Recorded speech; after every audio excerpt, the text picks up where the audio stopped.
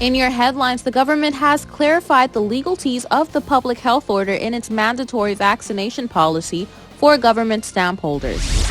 Just about everyone is talking about the new pill released by Pfizer for the treatment of COVID-19, and the Turks and Caicos Islands has suffered several shootings just this week.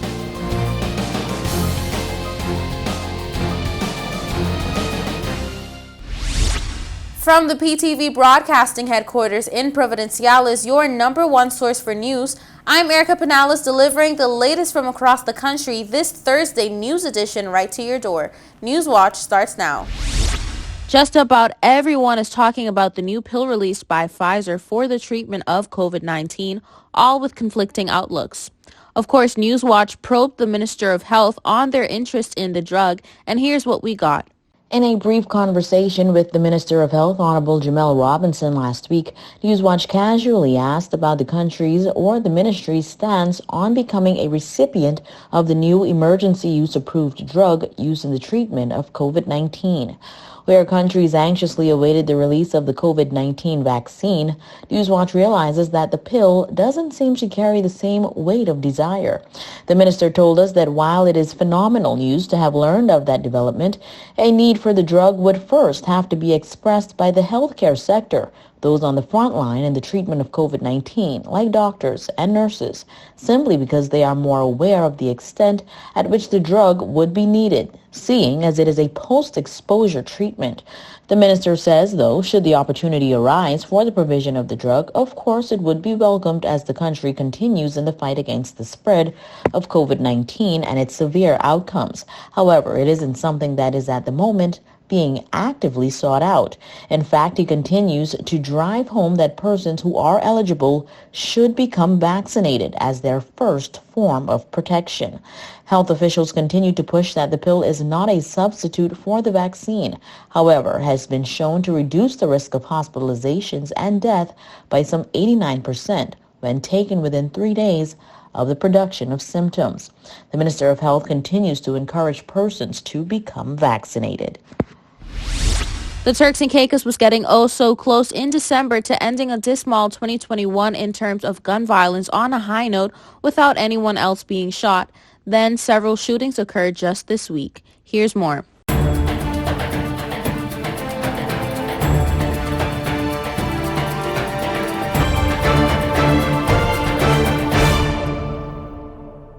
Last night, Wednesday, December 29th, 2021, we've gathered from an official update that, quote, officers of the Royal Turks and Caicos Islands Police Force were dispatched to a business complex in the Five Keys area following reports of a shooting incident, end quote. The report reads, quote, around 8:54 p.m., a male was seen with what appeared to be a gunshot wound, and sources tell us that the male was taken to the hospital for treatment, end quote. While detectives are actively investigating last night's incident, suppositions have surfaced on social media from residents of the TCI on what the solution is to the crime and gun violence taking place throughout our islands. As crime in the TCI rapidly uproars, residents are concerned on whether they're safe in their own homes or, quote, when will we, law-abiding citizens, be given the choice to legally protect ourselves, families, and businesses, end quote. While an official update has not yet been released, Newswatch remains alert awaiting the following update to be released by the Royal Turks and Caicos Islands Police Force regarding the incident. When we return, more Newswatch.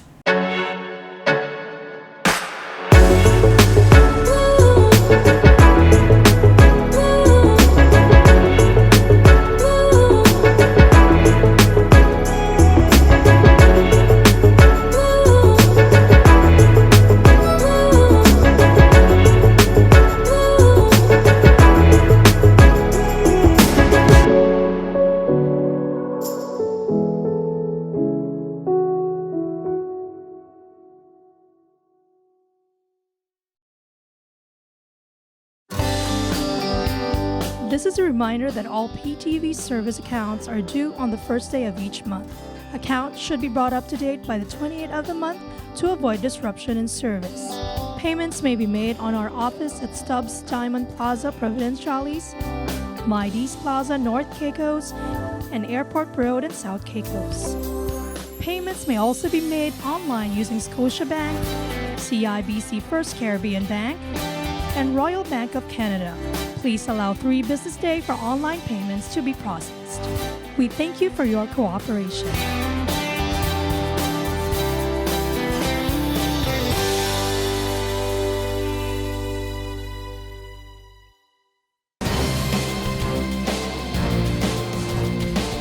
In this story, we look at the details into a police corruption trial that began last week in the magistrate's court. We've got the details. A corruption trial, but not your usual, this time involving a police officer who finds himself on the other side of the law. Officer Alberto Smith, police mechanic Paul Anginord, Christopher Hall, and Wesley Campbell appeared in court for a conspiracy trial following a number of allegations, including bribery. It is said that previously suspended officer Alberto Smith was accused of receiving money from Christopher Hall in order to avoid the law after discovering a firearm in the vehicle that he and Wesley Anginord were in. It is alleged that Smith received money from Hall as a promise to not report the crime and to return an important form of identification to him. It is not clear of police mechanic Paul Anginord's involvement in the incident. The men have been charged with several counts of corruption, conspiracy, aiding and abetting, and failure to report criminal actions. They are represented by attorneys Ashwood Forbes, Sheena Mayer, and Oliver Smith, QC. Providenciale's resident magistrate, Honorable Ulrika Selver Gardner, is presiding over the case. The trial was adjourned on December 24th and is slated to continue in January of next year. The government has clarified the legalities of the public health order in its mandatory vaccination policy for government stamp holders, work permit holders, persons applying for permanent resident certificates, and their dependents. More in this report. That order, namely the Public and Environmental Health COVID-19 Vaccination Requirements Order of 2021, was published in the Gazette and came into effect on August 1st. One part of the order dictates that anyone who after August 1 is applying for a new work permit or a renewal, a permanent residence certificate, a residence permit, a government stamp for contract workers, or for a dependent to be placed on their permit or certificate, they must show documentary proof of being fully vaccinated by August 31st. For those persons who had applied before August 1st for a renewal or extension of a work permit or to have the government stamp placed in their passport, but a determination of their request was not made before the order came into effect, they are required to provide documentary proof that they are fully vaccinated before the permit is issued or the stamp is placed in their passport. Therefore, the requirement to provide proof of full vaccination by August 31st relates only to those applications for the renewal or extension of a work permit that were made but not determined before the commencement of the August 1st order. The government clarifies further that the order does not prohibit persons from applying for work permit renewals or extensions after July 31st, although those applicants have to comply with the requirement to show proof of full vaccination. Members of the public are further advised that the ability to show proof of vaccination after an application for a renewal of a work permit or a government stamp only applies to applications received before the August 1st commencement date of the order. As such, all applications for a renewal of work permit which are submitted to the Department of Customer Services from August 1st must, at the time that the application is submitted, show documentary proof of being fully vaccinated. Similarly, employees on government contract, this includes teachers, that were not vaccinated and did not submit an application before August 1st to the Immigration Department for a government stamp, they can submit their application and be approved for the stamp, provided only that they are now fully vaccinated. For PTV News Watch, I'm Delana Iles. We'll be right back when we return your weather forecast. Sister Craft Market Souvenir Shop. Come and visit us for your travel keepsakes, keychains, artwork, t-shirts, clothing, jewelry, and many more. We're located at the Lower Bight gas station in Providenciales, and you can contact us at 649-341-3070. That's 649-341-3070. Sister Craft Market and Souvenir Shop.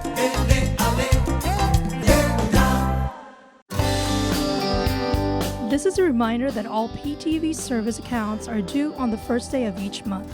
Accounts should be brought up to date by the 28th of the month to avoid disruption in service. Payments may be made on our office at Stubbs Diamond Plaza, Providenciales, Mides Plaza, North Caicos, and Airport Road in South Caicos.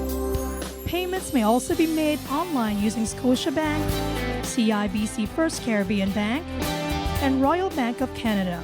Please allow 3 business days for online payments to be processed. We thank you for your cooperation.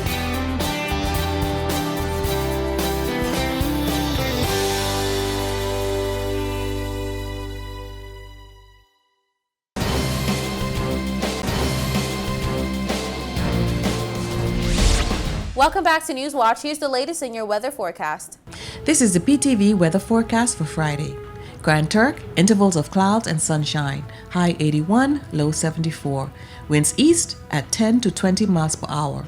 South Caicos on Friday, mostly sunny skies, high 80, low 75. Winds east at 10 to 20 miles per hour. North and Middle Caicos on Friday, intervals of clouds and sunshine, high 81, low 75. Winds east at 10 to 20 miles per hour. Parrot and Pine Key on Friday, mostly sunny skies, high 81, low 74. Winds east at 10 to 20 miles per hour. And on Providenciales, mostly sunny skies, high 81, low 74. Winds east at 10 to 20 miles per hour. Sunrise is at 6:28 a.m. and sets at 5:18 p.m. High tide is at 5 a.m. and 5:25 p.m., while the low tide is at 12:26 a.m. and 12:26 p.m. That's it for the weather forecast. We'll be right back with more News Watch.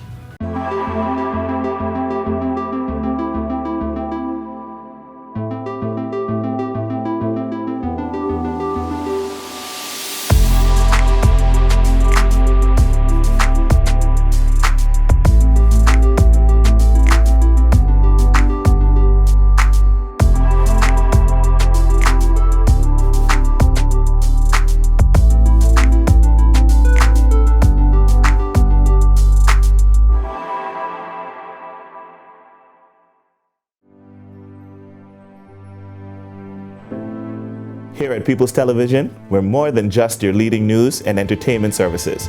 We are spreading the gospel.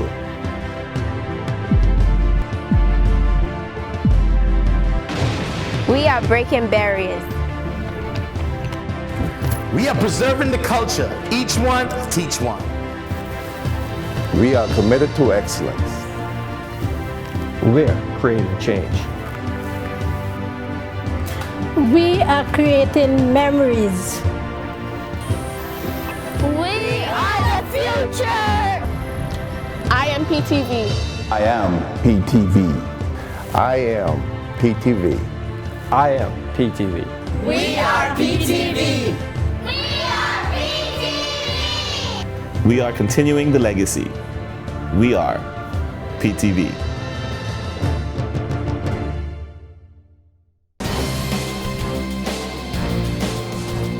Just before the year ends, the Cabinet met to review and approve some important projects and government policies. Details in this report. On Wednesday this week, the Cabinet hosted its final meeting for the year. And today, Thursday, December 30th, the Minister of Health, the Honorable Jamel Robinson, provided an update on the details of that meeting. At that meeting, Cabinet approved amendments to the Arriving Passengers Health Clearance Regulations. This takes effect from Friday, January 14, 2022. It lowers the mandatory testing to 2 years old and above for visitors arriving and unvaccinated residents returning to the Turks and Caicos Islands. Members also took a number of decisions regarding testing and quarantine. Bi-weekly testing of frontline staff to include teachers with an exemption of those that received their booster shot or became fully vaccinated within the last 3 months. Also approve amendments to the public and environmental health COVID-19 pandemic regulations, the power to quarantine with effect from Friday, the 14th of January 2022, including A, reducing the quarantine period for vaccinated persons to 7 days following the individual is asymptomatic after day 5 of isolation and provides 2 negative lateral flow device tests taken 24 hours apart on day 6 and day 7 of isolation. Another important decision taken at Cabinet this week was that unvaccinated persons, those they come into contact with, and persons in their household will still be required to quarantine for 14 days after being exposed to COVID-19. For PTV News Watch, I am Delana Isles.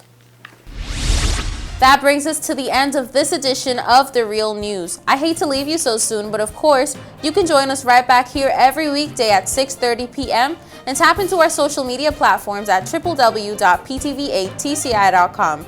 I'm Erica Pinales, wishing you happy holidays, keeping you informed, updated, and affiliated. Until next time.